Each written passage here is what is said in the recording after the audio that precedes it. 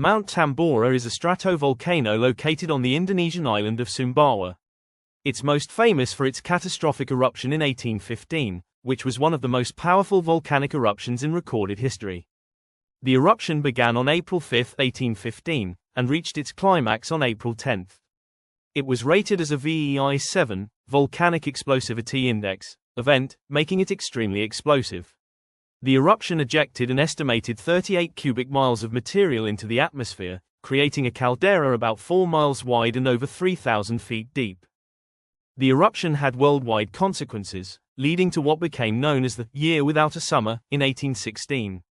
The massive amount of volcanic ash and sulfur dioxide released into the stratosphere caused global climate anomalies. Temperatures dropped by 0.4 to 0.7 degrees Celsius globally. Crop failures occurred across Europe, North America, and Asia. Famine and disease spread widely. Abnormal weather patterns persisted for several years. The immediate impact on the region was devastating. An estimated 71,000 people died, mostly from starvation and disease in the aftermath. Entire kingdoms on Sumbawa were wiped out, and the fertile agricultural land was buried under thick layers of volcanic debris. Today, Mount Tambora remains an active volcano, though it hasn't had any major eruptions since 1815. The caldera has partially filled with water, forming a lake. The volcano is monitored by Indonesian authorities, and the surrounding area has gradually recovered, with vegetation returning to the slopes. The 1815 eruption of Tambora serves as a stark reminder of how volcanic events can have far-reaching global consequences, influencing climate, agriculture, and human civilization across continents.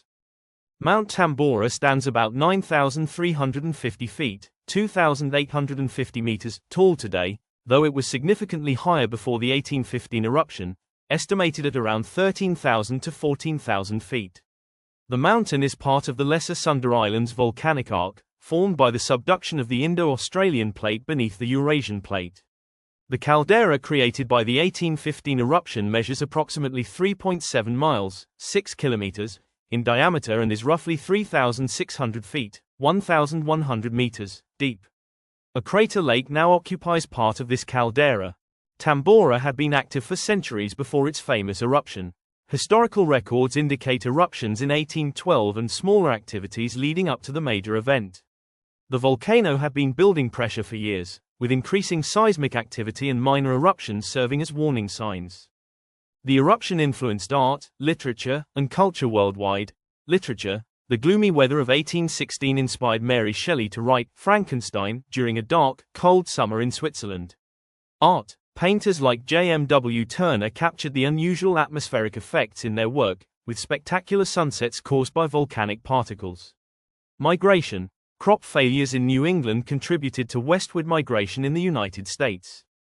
The Tambora eruption became a crucial case study for understanding volcanic winter effects. The relationship between volcanism and climate, global atmospheric circulation patterns, the development of modern volcanology. In recent decades, archaeologists have uncovered the Pompeii of the East, entire villages buried by the eruption, preserved under volcanic deposits. These discoveries provide insights into early 19th century Indonesian culture and the immediate impact of the disaster.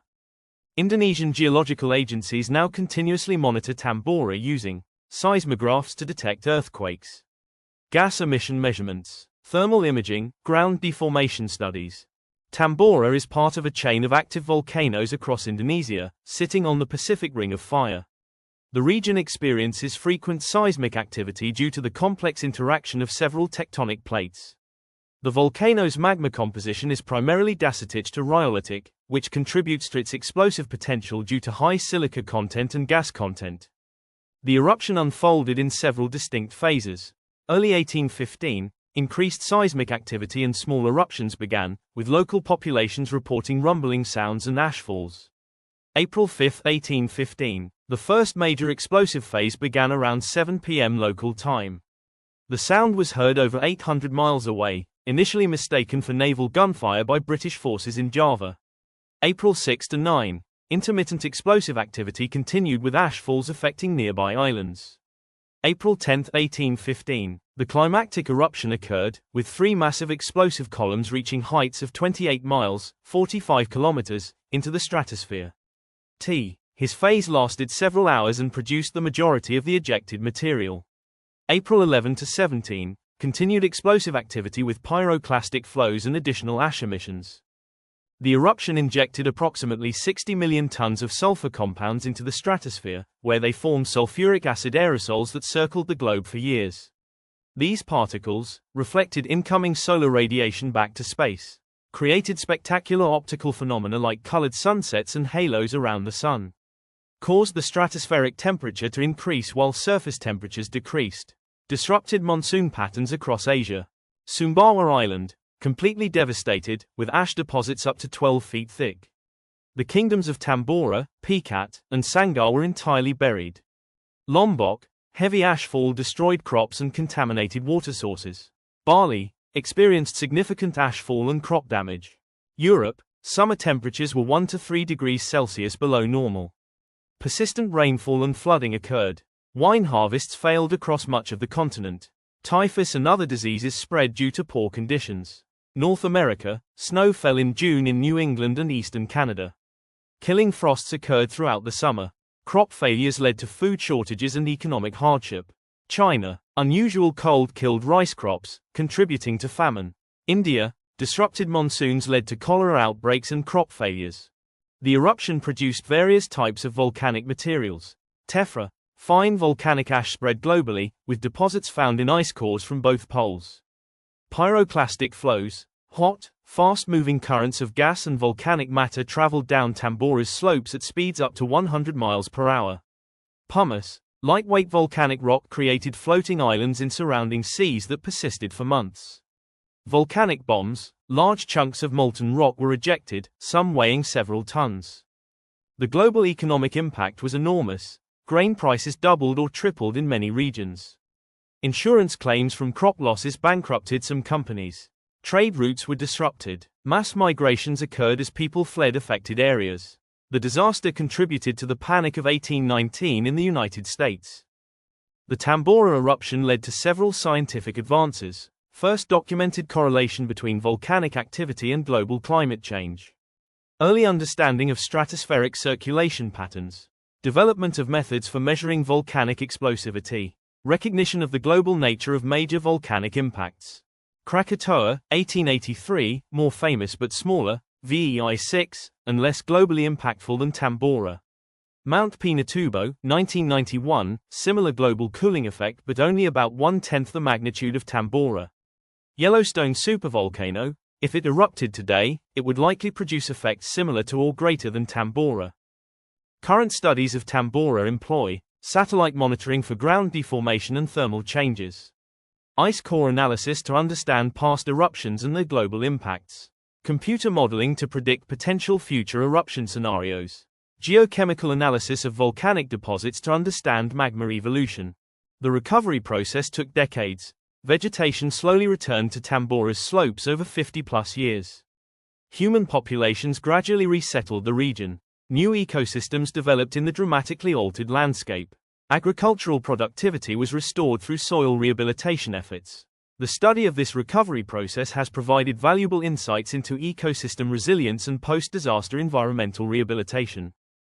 If Mount Tambora erupted today with the same magnitude as its 1815 eruption, VEI 7, the global consequences would be far more severe and complex than they were 200 years ago, due to our interconnected modern world and much larger population.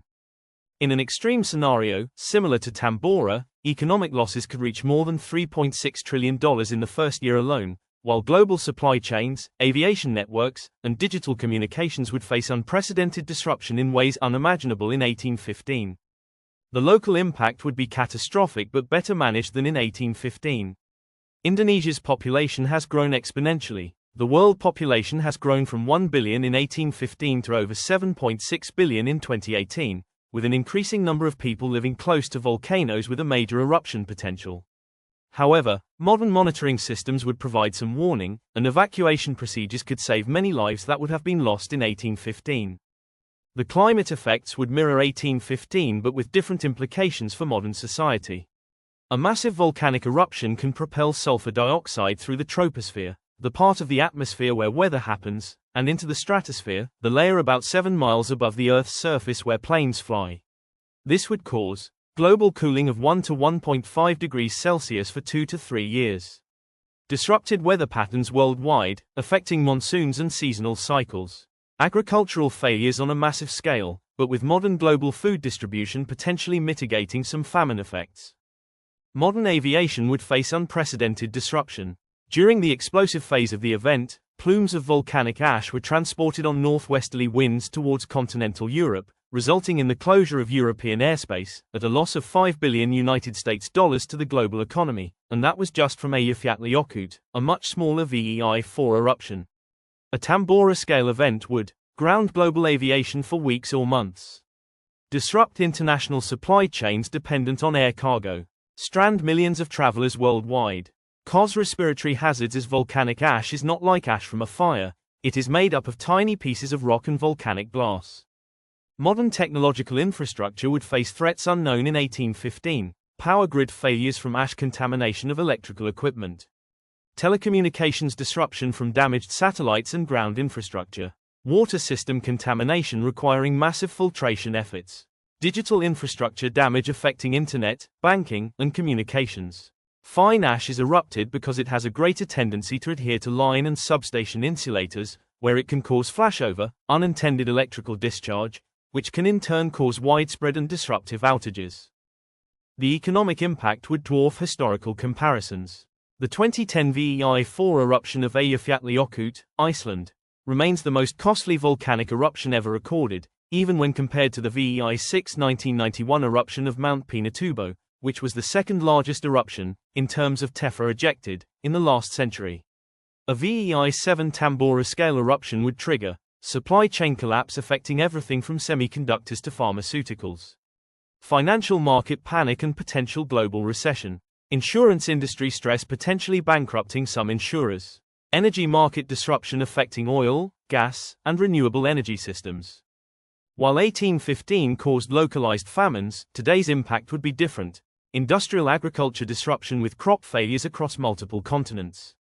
Global food distribution challenges but potentially better emergency response. Livestock industry devastation affecting protein supplies. Seed stock damage potentially affecting multiple growing seasons. Modern healthcare systems would face unprecedented challenges. Respiratory health crisis affecting millions.